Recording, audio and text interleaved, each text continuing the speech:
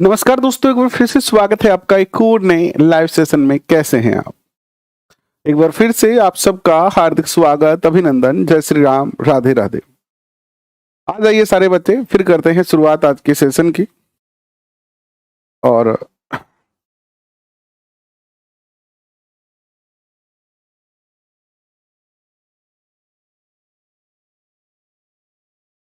आज चर्चा करने वाले हैं रीट मुख्य परीक्षा का आपका एक और टॉपिक।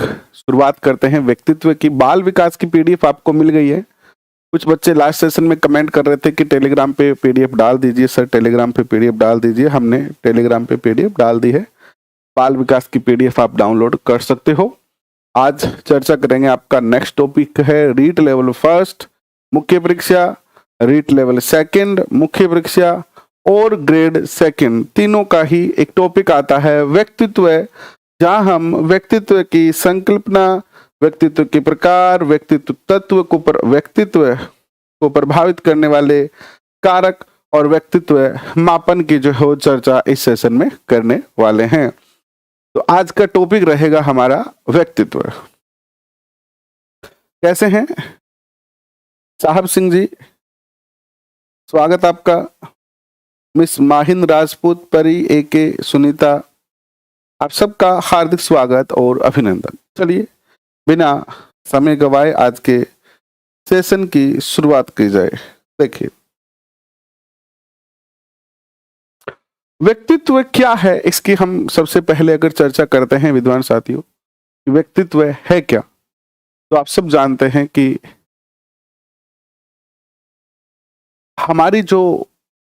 हमारा जो व्यवहार है, हमारी जो आदतें हैं, उनका एक संगठन ही क्या कहलाता है? व्यक्तित्व कहलाता है।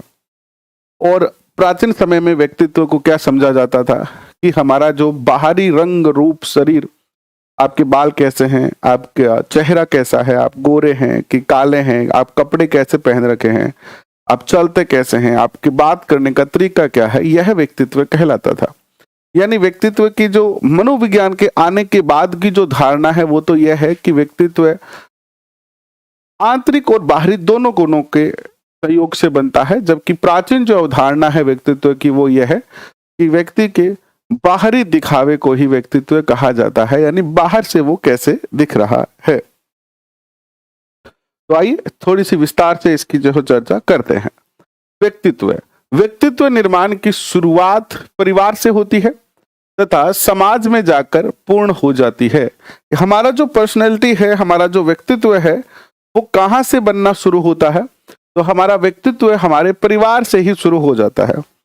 हम अपने परिवार में रहते रहते कुछ ऐसी हमारी पर्सनल या एक अलग टाइप की जो है आदतें हो जाती है, एक अलग तरीका हो जाता है ना? जैसे बाल बनाने का तरीका, बोलने का तरीका, वस्त्र पहनने का तरीका, बैठने का, खाने का, उठने का। तो इन सब की जो शुरुआत होती है वो कहाँ से होती है? इन सब की जो शुरुआत होती है वो हमारे परिवार से ही होती है। और व्यक्तित्व का यानी व्यक्तित्व पूर्ण कब हो जाता है बनकर? तो व्यक्तित्व कब बन जाता है? जब व्यक्ति समाज में जाता है, लोगों के संपर्क में आता है, तो व्यक्तित्व कंप्लीट हो जाता है आपका। ठीक है, देखिए, व्यक्तित्व शब्द की उत्पत्ति जो हुई है वो लैटिन भाषा का शब्द है परसोना से हुई है, जिसका अर्थ होता है मुखौटा या नकाब। व्यक्तित्व शब्द की उत्पत्ति लैटिन भाषा के पर्सोना शब्द से हुई है। पर्सनैलिटी जो शब्द है उसकी उत्पत्ति जो हुई है वो पर्सोना से हुई है। और पर्सोना शब्द का अर्थ क्या होता है? मुखौटा या नकाब। हम सब जो है वो एक मुखौटा लगाए हुए हैं। क्या ये बात सत्य है? हम दिखते कुछ और हैं और वास्तव में होते कुछ और हैं।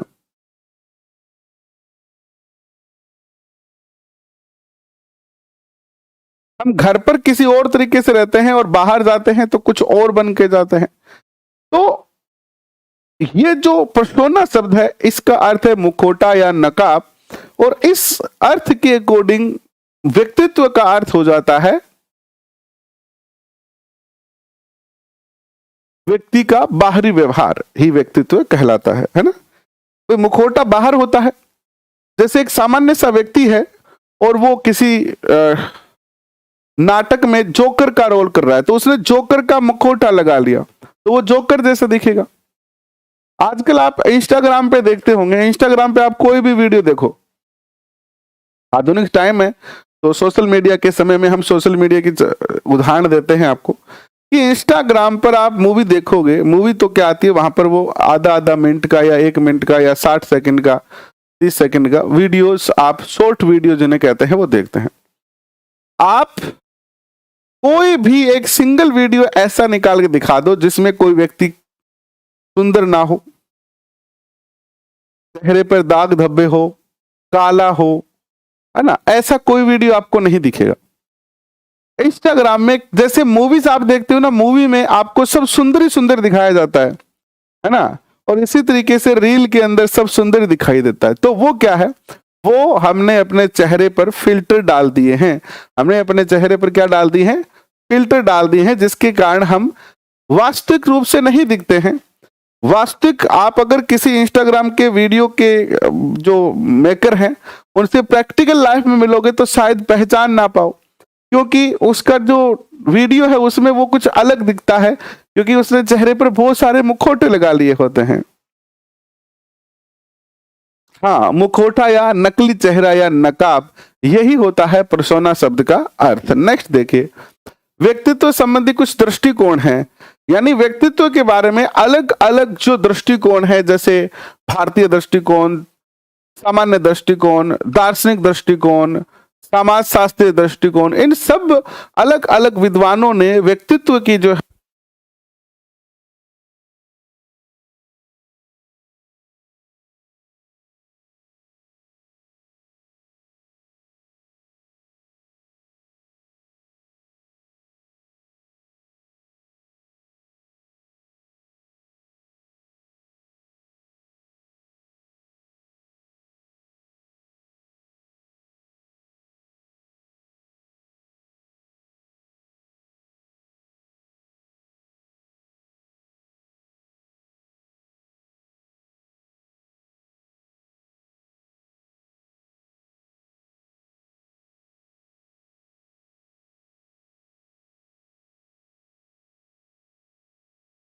हाँ, हम चर्चा कर रहे थे कि दृष्टिकोण क्या होता है।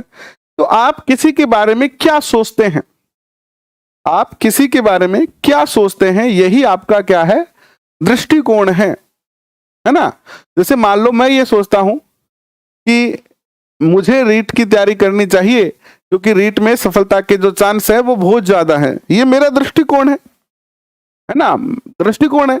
आप में से कोई बच्चा ऐसा भी हो सकता है कि नहीं, रीट के अलावा हमें जो है वो रीट को नहीं करके हमें सेकंड ग्रेड की जो है तैयारी करनी चाहिए, है ना, आपका दृष्टिकोण ऐसा भी हो सकता है। तो हर व्यक्ति का दृष्टिकोण अलग हो सकता है, हर व्यक्ति के दृष्टिकोण के अनुसार उस चीज का उत्तर कुछ भी हो सकता है। किसी के लिए कोई व्यक्ति बुरा है तो वही व्यक्ति किसी के लिए अच्छा भी है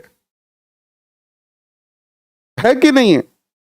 तो यह होता है दृष्टिकोण। तो आइए सबसे पहले हम सामान्य दृष्टिकोण के अनुसार देखते हैं कि एक्चुअली हाँ, सेल जो है वो खत्म हो गए थे ना इसके माइक के, इसलिए आपको आवाज नहीं सुनाई दी, इसके लिए खेद प्रकट करते हैं हम। हालांकि तुरंत मुझे पता चल गया था, हमने सेल दूसरे डाल दिए।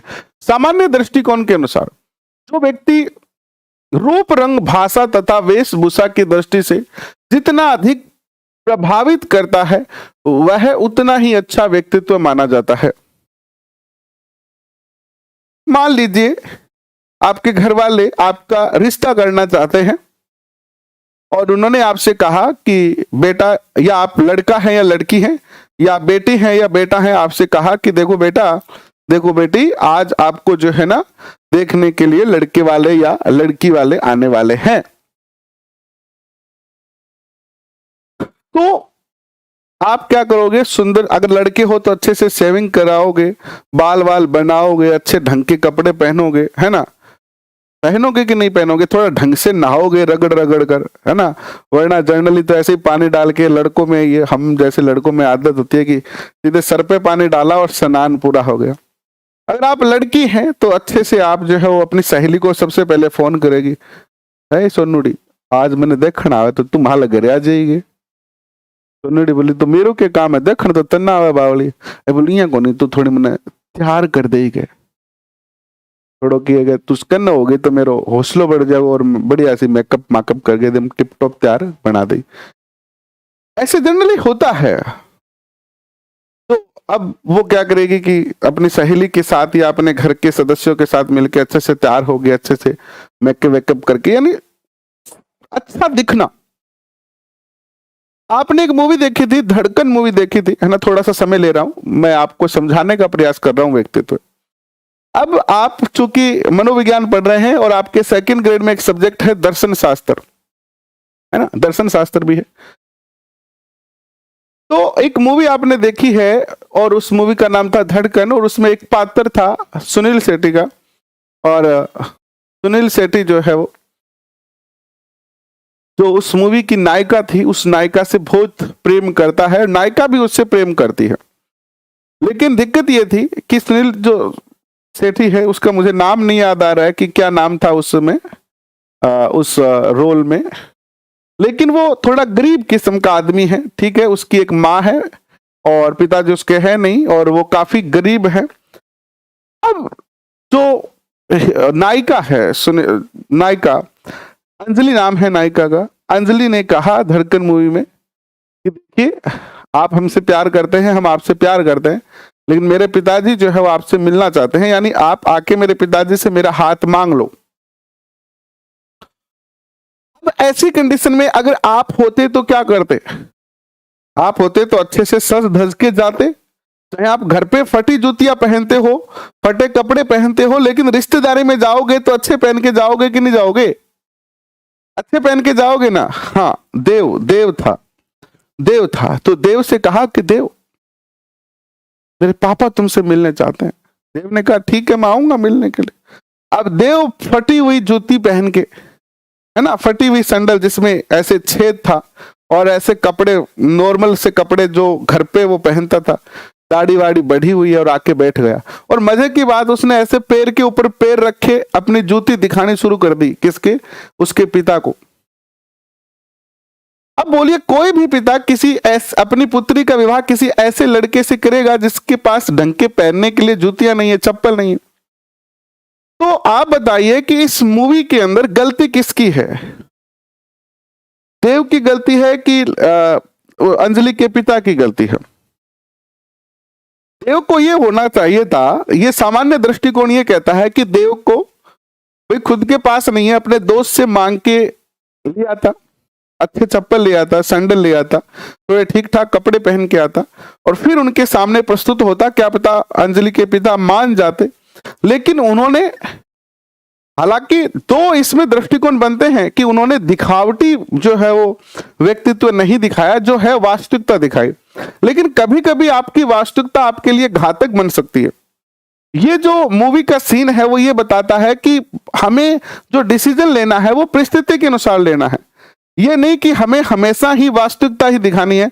बहुत सारी परिस्थितियों में, अगर मान लीजिए इंस्टाग्राम पे रील जो लगती है, बच्चे बनाते हैं, लोग बनाते हैं, अगर इंस्टाग्राम उनमें से फिल्टर वाला ऑप्शन हटा दे, आपको पता है इंस्टाग्राम तो पहले से ही था, ट्विटर, ये जो टिकटॉक था, टिकटॉक बैन होने से पहले भी था, लेकिन उस टाइम उसके पास फिल्टर नहीं थे। और फिल्टर अगर हटा देंगे ना, अगर फिल्टर हटा दिए जाए इंस्टाग्राम के वीडियो से, तो ये मान के चलिए कि कोई भी वो वीडियो देखेगा नहीं, क्योंकि जैसे ही फिल्टर हट जाएगा सब जैसे हैं वैसे दिखने लगेंगे। कोई मेरे जैसे काला है तो काला दिखने लगेगा, आपके जैसा सुंदर है तो सुंदर दिखने लगेगा, लेकिन वास्तविक दिखने लगेंगे, और उस चीज को कोई नहीं देखेगा। सलमान खान को आप मूवी में देखते हो, शाहरुख खान को मूवी में देखते हो, आपको बड़े ऐसे यंग युवा दिखते हैं, क्योंकि उन पे सब पे फिल्टर डला है। अगर वो जैसे हैं, जैसे वो दिखते हैं वैसे के वैसे अगर मूवी में आए तो कोई उनको नहीं देखेगा, कोई उनको नहीं देखेगा। तो ये जो सामान्य दृष्टिकोण भी है वो ये कहता है कि आप का जो बाहरी रूप रंग है, आपकी जो वेशभूषा है, आपकी जो भाषा है, वही आपका व्यक्तित्व है। अगर आप जितना ज्यादा आप अच्छा दिखोगे, जितना ज्यादा आप सुंदर दिखोगे, जितना ज्यादा आप अच्छे लगोगे, उतना ही अच्छा आपका व्यक्तित्व माना जाएगा। इस बात का कोई महत्व नहीं है कि आपने मेकअप करके वो सुंदरता हासिल की है, आपने कपड़े मांग के पहने हैं या कैसे पहने हैं, लेकिन आपने जो फर्स्ट इंप्रेशन है, यानी पहला जो मुलाकात है, उसमें अगर अपने साथी को, अपने मित्र को, अपने रिश्तेदारों को अगर अपनी तरफ आकर्षित कर लिया तो आपका व्यक्तित्व अच्छा माना जाएगा।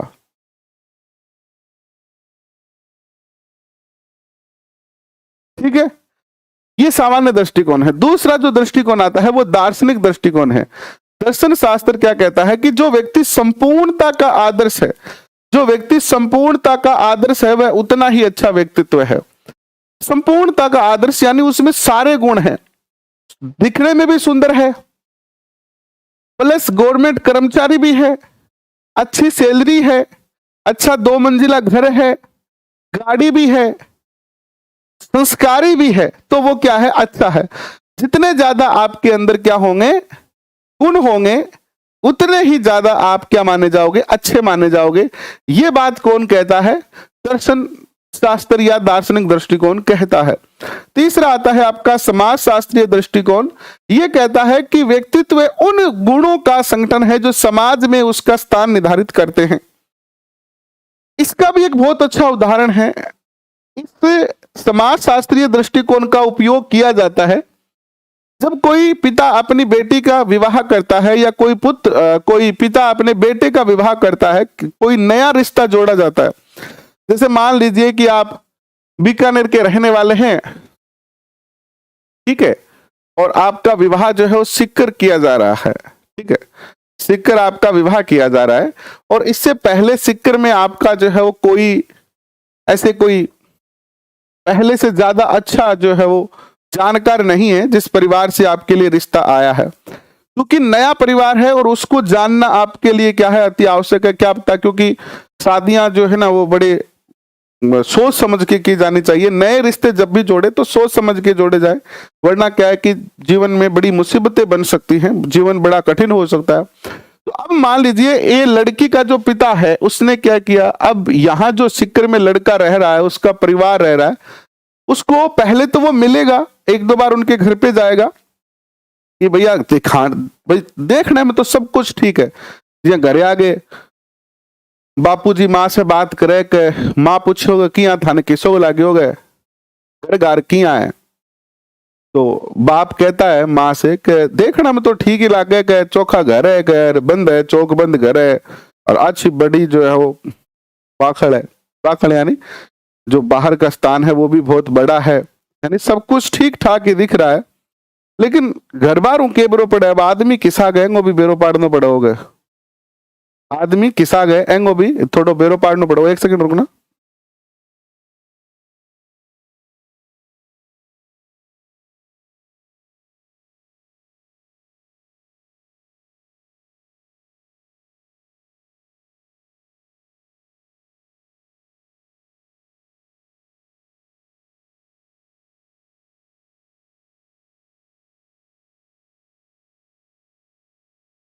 तो लड़की का पिता कह रहा है कि घर बार तो ठीक लागे मैंने, और छोरो भी ठीक लागे, लेकिन देखो यहाँ के बेरो कौन पड़ रहे पूरो भाई आपा न बंग व्यवहार को के बेरो। तो माँ कहो कह मेरे जिखी ननद नहीं, माँ के बोली कि मेरी ननद नहीं, सॉरी मेरी भाणगी एक छोरी है जिखी सिक्कर ब्याड़ी है, ठीक हो तो शानो मैं बहन फोन करके पूछ लूं, वह सिक्कर की है और सिक्कर में वह बेरो पाड़ के देश के। तो इधर माँ ने क्या किया, अपनी जो बहन थी उसकी लड़की को फोन लगाया सिक्कर, हेलो, बोला हाँ, धोक दाक को पहले जी राम रूमी वगैरह करी, बोली बाई के अपने देखी तेरी भाण है नहीं, वो रिश्तो देखा सिक्कर गए, अरे आंगे लड़को यार, थोड़ो तो अभी पढ़ रही यार, पिताजी दिखाए वो काम करे, तो थोड़ो तू बेरो पाड़ नहीं किसा गए थोड़ी दुख तो कौन पाओगी गे, थोड़ी दुख तो कौन पाओगी गे, थोड़ा तू पता लगा, तू तो बैठेगी है। बा लड़की सामने वाले के कैसे कि थे, मैंने 2 दिन को टाइम दो, मैं अभी थाने बेरो पाड़ के बताऊं।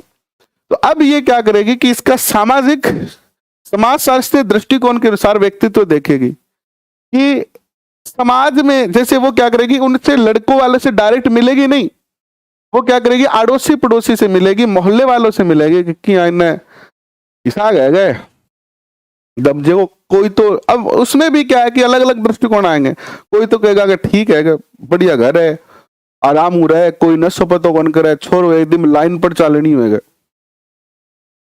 कॉलेज जाए बेचारो, कॉलेज जाके आगे लाइब्रेरी चल जाए और रीट की तैयारी करे गए, एकदम चोखो चोखो रिश्तो है। अच्छा, कोई से दूसरे से पूछेगा, कोई कहेगा कि ना का घरे थोड़ी के चिड़ पीड़ सी चल है, कर लड़ाई झगड़ा भी करता रहे आपस में, पहले डिवोर्सा गए कर ठीक को नहीं गए।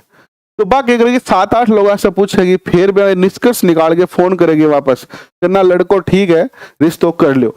तो ये क्या है, ये है क्या, ये समाज शास्त्रीय दृष्टिकोण है जिससे हम किसी व्यक्ति का व्यक्तित्व कैसा है। अब मान लो आप मेरे घर पर आओगे और मेरे घर वालों से पूछोगे कि गोविंद सैनी कैसा है, तो घर वाले तो यही कहेंगे आपके बेटे ने कौन खराब बताया है, भाई सीधी सीधी बात है ना, आपकी मां ने कौन डाकण के, आ भी बात है, पुरानी कहावत है ये।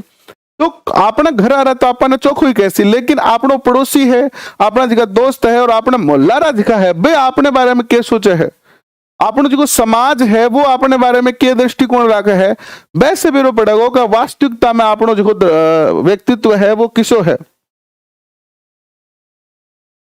ठीक है, समझ में आ गया समाज शास्त्रीय दृष्टिकोण व्यक्तित्व का। तीसरा आता है मनोविश्लेषणात्मक दृष्टिकोण। जो व्यक्ति इद ईगो सुपर ईगो का समन्वय है वह उतना ही अच्छा व्यक्तित्व माना जाता है।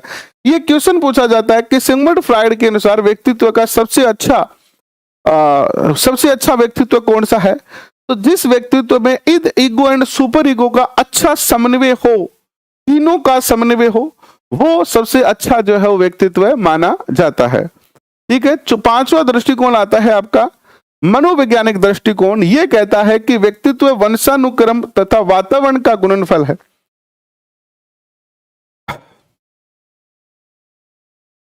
अगर आपको किसी से रिश्ता करना है तो केवल लड़की या लड़के को मत देखो। ये जो 5वां दृष्टिकोण है ना, ये क्या कहता है कि अगर आपको किसी से नए रिश्ते जोड़ने हैं, किसी के व्यक्तित्व के बारे में जानना है, तो केवल आप उस लड़के या लड़की को मत देखो, केवल उसको मत देखो, उसको देखो, उसके माता पिता को भी देखो कि माता पिता कैसे हैं, माँ कैसी है, पिता कैसा है, दादा कैसा था, दादी कैसी थी, नाना नानी कैसे थे। तो इनके वंशज को भी देखो, अगर इनके वंशज अच्छे हैं। पुराने जमाने में क्या होता था, पुराने जमाने में, आजकल तो चलो मॉडर्न आधुनिक युग है तो लड़का लड़की खुद मिलते हैं, तय करते हैं कि आपने दोनों का सेट बोला सेट तो आप ब्याह कर ले, खेल खत्म, कोई घर वाला ही ज्यादा चौधर को नहीं हो। लेकिन पुराने जमाने में क्या होता था, आप सब जानते हैं, आपके जो पिता हैं या माता जी हैं उनका विवाह ठीक इसी तरीके से हुआ था कि घर वाले, जैसे जनरली घर में दादाजी जो होते थे वो रिश्ता तय कराते थे, लड़की से पूछते भी नहीं थे और लड़के से भी पूछते नहीं थे, केवल बड़े लोग मिलते थे, बड़ा लोग जचगी होगा, हाँ ओ परिवार चौक है, ओ परिवार चौक है, कर दोगे टन टन हो जाता था वहीं पर।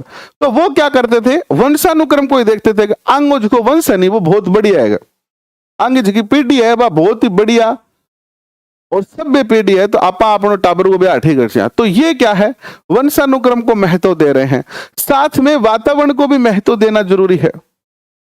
अब जो आधुनिक बच्चों है वो क्या करे, जी कोई लड़को है शराब कौन पीवे, ठीक है, बिल्कुल भी शराब नहीं पीता है, वो सारे घर वाले जानते हैं, लेकिन वो जगह लड़का का सागर रहे है, जगह दोस्त का सागर रहे, सारा शराबी है। एक लड़का ऐसा है जो शराब पीता नहीं है लेकिन उसके दोस्त लोग सब शराबी है जो शराब पीते हैं। तो थे या 2-1 महीना या महीना 2 महीना तो बहुत ज्यादा है, 10-15 दिन या ए तरीके का लोग सागर हो, हालांकि थे तो रीट की तैयारी करो, खाली 2 मिनट दोस्त आगन जाओ, लेकिन 20-1 दिन बाद लोग कह लग जाए ना रेटिंग रातम चल गई हो गया तो नहीं हो। रोज देखूंगा मैं सामने ठेका का नहीं खड़े रहे हो, 5-7 जना गैंग बना रखी है गए, जाए मोटरसाइकिल लेके ठेके कर। अच्छा, आपने कभी शराब को हाथ नहीं लगाया क्योंकि आप रह रहे हो ऐसे वातावरण में, कैसे वातावरण में जिसमें 5-7 दोस्त और है वो शराबी है। तो फिर समाज आपको भी शराबी मानने लगेगा, और हो सकता है कि आप उस वातावरण में रहकर आप भी शराबी बन जाओ, ये सब हो सकता है। लेकिन सीधा सीधा मनोविज्ञान ये कहता है कि वंशानुक्रम और वातावरण का गुणनफल ही क्या है, हमारा व्यक्तित्व तय करता है। विशेषताएं देखिए, कुछ परिभाषाएं देखते हैं। सबसे पहले ओलपोर्ट क्या कहता है कि व्यक्तित्व उन मनोदैहिक गुणों का गत्यात्मक संगठन है जो वातावरण के साथ अपूर्व समायोजन निर्धारित करता है। हमारा व्यक्तित्व उन मनोदैहिक, दो शब्द है यहां पर,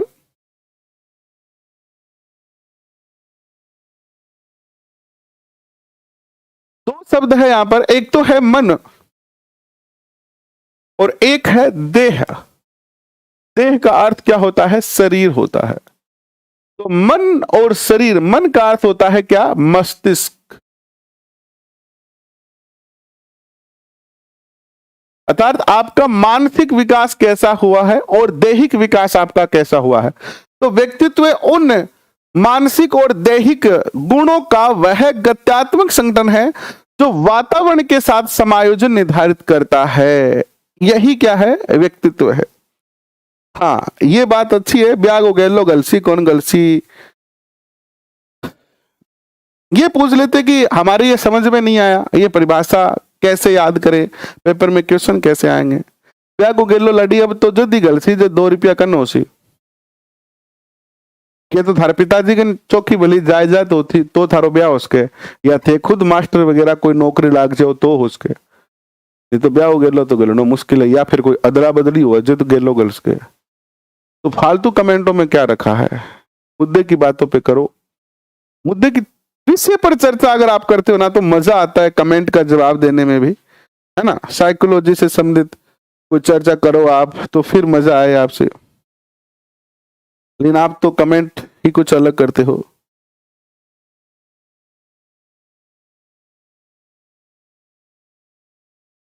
हाँ, ये बात बहुत अच्छी बताई है आपने। अग्रसेन के कंस और हिरण्य कश्यप के जो प्रहलाद पैदा हो सकता है, बिल्कुल हो सकता है, बिल्कुल हो सकता है।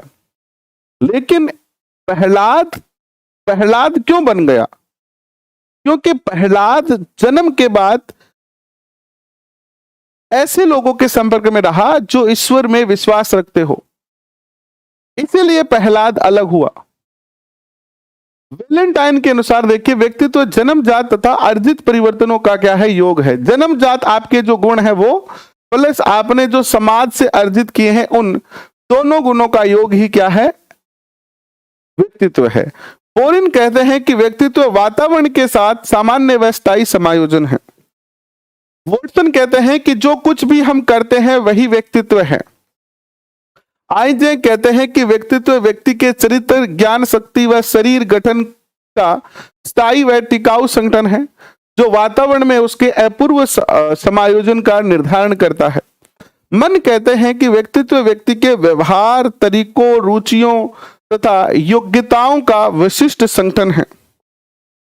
व्यक्तित्व की कुछ विशेषताओं की चर्चा करते हैं कि व्यक्तित्व की विशेषताएं कौन कौन सी होती है। आया व्यक्तित्व आपको समझ में? पूर्व समायोजन नहीं है, अपूर्व समायोजन है। अपूर्व अपूर्व समायोजन है, ठीक है। देखिए, व्यक्तित्व की विशेषताएं की चर्चा करते हैं। एक तो जो अच्छा व्यक्तित्व होता है उसमें आत्म चेतना का गुण होता है, आत्म चेतना का गुण होता है, यानी अपनी अच्छाइयों अपनी बुराइयों को खुद वो विश्लेषित कर सकता है अपनी कमियों को दूर करने के लिए। सामाजिकता होती है। एक अच्छा व्यक्तित्व वह होता है जो सामाजिक हो, जिसमें सामाजिक गुण हो, जिसमें सामाजिकता हो। गत्यात्मकता और गतिशीलता हो, जो निरंतर गति करता रहे, प्रोग्रेस करता रहे। उत्तम शारीरिक और उत्तम मानसिक स्वास्थ्य हो। उत्तम समायोजन की शक्ति हो, किसी भी नए वातावरण में आसानी से वो क्या कर पाए, समायोजन कर पाए। विकास की निरंतरता हो। महत्वाकांक्षी भी होना चाहिए। महत्वाकांक्षी कौन सा होता है, किसे कहते हैं महत्वाकांक्षी? जैसे आज आप रीट की तैयारी कर रहे हो और आपका रीट में तो सिलेक्शन पक्का है, कोई रोक नहीं सकता। रीट में आपका सिलेक्शन हो गया, 3rd ग्रेड टीचर बन गए आप, अब आप 2nd ग्रेड की तैयारी करोगे, ये आपकी महत्वाकांक्षा है। आप फिर 1st ग्रेड की तैयारी करोगे, महत्वाकांक्षा है। आपके पास आज बाइक नहीं है, साइकिल है, कल आप जॉब लगने के बाद बाइक लाओगे, ये आपकी महत्वाकांक्षा है। यानी और बेहतर करने की इच्छा ही क्या है? महत्वाकांक्षा है। और दृढ़ इच्छा शक्ति भी होनी चाहिए आप में। व्यक्तित्व के प्रकार की बात करेंगे हम कल, है ना। व्यक्तित्व के प्रकार की बात हम करेंगे कल करेंगे। आज थोड़ा सा छोटा सेशन रख रहे हैं, कल इसको और बड़ा करेंगे। व्यक्तित्व के प्रकार की बात हम करेंगे कल करेंगे। और जैसे ये यूनिट पूरी हो जाएगी व्यक्तित्व वाली, इसकी एक साथ पीडीएफ आपको जो है वो दे दी जाएगी। एक साथ ही दे देंगे अब की बार, है ना। पिछली बार हालांकि मैंने पिछली भी एक साथ ही दी है आपको। पिछली जो बाल विकास वाली पीडीएफ है वो भी मैंने एक साथ ही दी है, लेकिन इसको भी एक साथ ही आपको जो है वो मिल जाएगी। और 2:30 बजे आपसे मुलाकात होगी, चर्चा करेंगे RBSC old RBSC one liner question. तो अभी के लिए इतना ही, फिर मिलते हैं एक और नई बेहतरीन क्लास में। तब तक के लिए पढ़ते रहे। धन्यवाद, थैंक यू। मनोविज्ञान में बहुत ज्यादा टॉपिक नहीं है रीट के अंदर, थोड़े ही टॉपिक है। तो अपन इस महीने के एंड तक या अगले महीने के यानी अगले महीने की 10 तारीख तक अपन मनोविज्ञान ऑलमोस्ट पूरा कर लेंगे। बाद में अपने को केवल प्रैक्टिस ही करनी है और कुछ करना नहीं है। और मनोविज्ञान L1